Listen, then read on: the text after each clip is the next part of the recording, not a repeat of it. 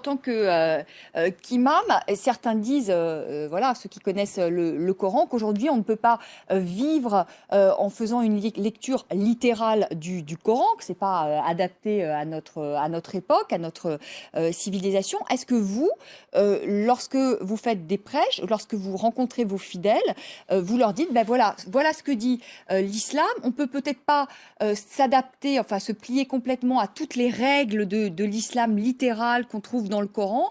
Il y a aussi les valeurs de la République. Est-ce que vous expliquez ça à vos fidèles? Vous savez, madame, ce qui est parfois difficile, c'est que quand on parle, on n'a pas l'impression d'être entendu.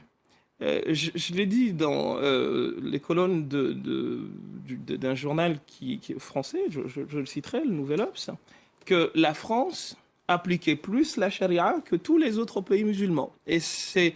Là, vous y allez peut-être un peu fort quand même, non? Parce qu'on ne l'applique pas, pardonnez-moi, mais on ne l'applique justement, pas en France. parce que vous êtes mal informée, madame. Et c'est ce qui est regrettable dans tout cela. Et je m'en porte responsable, comme beaucoup, parmi les personnes qui font que justement on comprend mal l'islam. L'islam vise 5 objectifs, madame, qu'on appelle maqas de sharia, les objectifs. C'est le droit de croire ou de ne pas croire, le droit à la vie, le droit à la propriété privée, le droit d'être intelligent et le droit à la succession de l'espèce. Ces 5 objectifs sont les objectifs de ce qu'on appelle sharia. Sharia, c'est pas lapider des gens.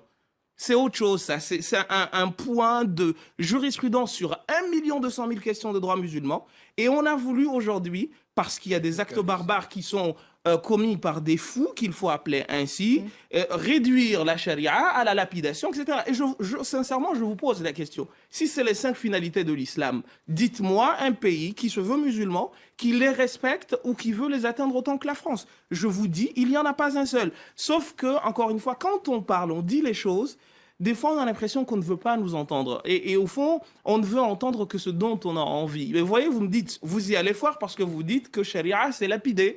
Parce qu'encore une fois, les choses vous ont été mal présentées et malheureusement, vous n'avez pas été chercher l'information là où il faudrait. Chemseddine Hafiz, le